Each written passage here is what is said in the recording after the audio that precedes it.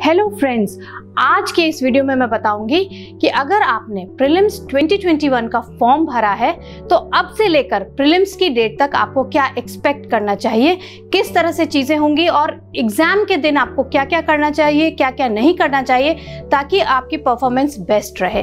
तो अगर आपने प्रीलिम्स 2021 का फॉर्म भरा है तो सबसे पहले आपको अपने एडमिट कार्ड का ध्यान रखना होगा। एडमिट कार्ड यानी कि हॉल टिकट, जिससे कि आपको एग्जामिनेशन सेंटर में एंट्री मिलेगी। ये जो एडमिट कार्ड या हॉल टिकट है वो लगभग 4 हफ्ते पहले यूपीएससी की वेबसाइट पे अवेलेबल हो जाएगा और वहां से आपको डाउनलोड करना होगा।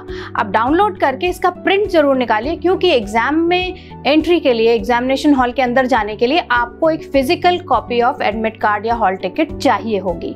जैसे ही एडमिट कार्ड या हॉल टिकट अवेलेबल होता है यूपीएससी की साइट पे, आप टाइम वेस्ट मत करिए, उसको फटाफट देखिए और डाउनलोड करिए। क्योंकि अगर उसमें कोई गलती रह गई, जैसे कि मान लीजिए आपका नाम गलत प्रिंट हो गया या फिर आपका एग्जामिनेशन सेंटर गलत आ गया है, तो फिर आप यूपीएससी को कॉन्टैक्ट करके उन चीज़ों को सॉर्ट आउट कर सकते हैं। अगर लास्ट डेट तक वेट करेंगे तो फिर कुछ हो नहीं पाएगा, कोई चेंजेस नहीं हो पाएंगे। दूसरी इंपॉर्टेंट चीज़ है कि हॉल टिकट का प्रिंट निकालने के बाद उसको बहुत संभाल के रखिए, क्योंकि ये एक मस्ट चीज़ है जो एंट्री के लिए चाहिए।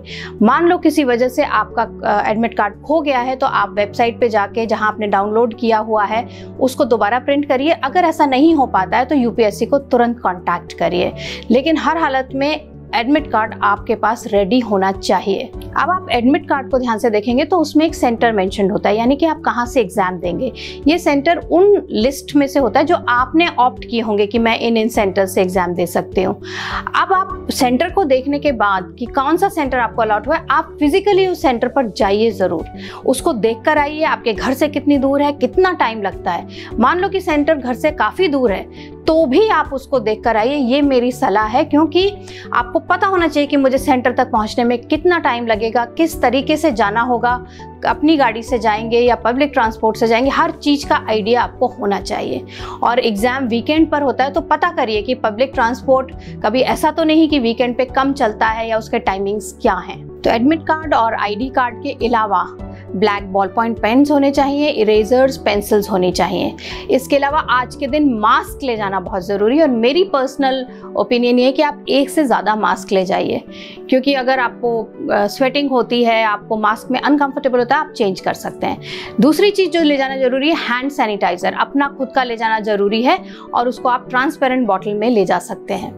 तो ये सारी चीज़ें आप अपना लिस्ट बना के रखिए और प्रीलिम्स से 2-4 दिन पहले इन सबको इकट्ठा करके चेक कर लीजिए कि कुछ मिसिंग तो नहीं है। अब हम आते हैं क्या चीज़ें नहीं ले जा सकते। मोबाइल फ़ोन, कोई भी ऐसा डिवाइस जैसे नाइफ, सीजर्स, कुछ भी, माचिस, ये सब कुछ नहीं ले जा सकते। अगर आप बुक्स ले जाते हैं तो वो आपको बाहर ही छोड़नी होंगी। अगर आप अपनी गाड़ी से जा रहे हैं तो आप उसमें छोड़ सकते हैं या हॉल के बाहर छोड़ सकते हैं। अब मैं आती हूँ उन बातों पे जिनका आपको खास ध्यान देना चाहिए अगर आपको अपनी परफॉर्मेंस मैक्सिमाइज करनी है। तो सबसे पहली चीज़ है, आपको इस बात का ध्यान रखना चाहिए कि एग्जामिनेशन हॉल के डोर्स एग्जाम टाइम, यानी कि अगर 10 बजे का टाइम है तो 10 मिनट पहले 9:50 पर वो बंद हो जाते हैं।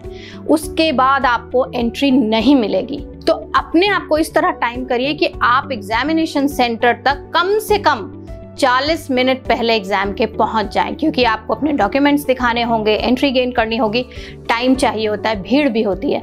तो 40 मिनट पहले कम से कम आप एग्जामिनेशन सेंटर पहुंचिए और वहां पहुंचते ही आपके जानने वाले मिलेंगे, बहुत सारे लोग मिलेंगे, किसी से बात मत करिए। पहले आप अंदर पहुंचिए, एग्जामिनेशन हॉल तक जो भी कुछ प्रोसीजर है वो पूरा करिए।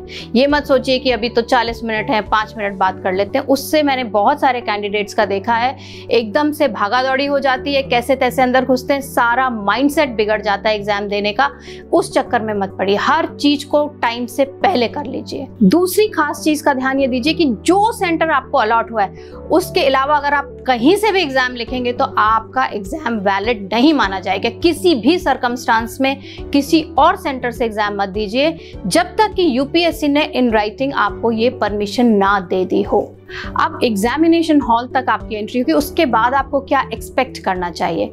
उसके बाद आपको आपकी सीट अलॉटेड होगी, वहां पर आप बैठ जाइए, आपको क्वेश्चन पेपर वहीं पर मिलेगा, वहीं बैठे बैठे पूरा पेपर कंप्लीट करना है और उसको फिर बाद में सबमिट करके आना है। अब मैं आपको कुछ वो कॉमन गलतियां बताऊंगी जो कैंडिडेट्स खासकर जो पहली बार प्रीलिम्स लिख रहे हैं वो कर लेते हैं और उसकी वजह से उनको प्रॉब्लम हो जाती है।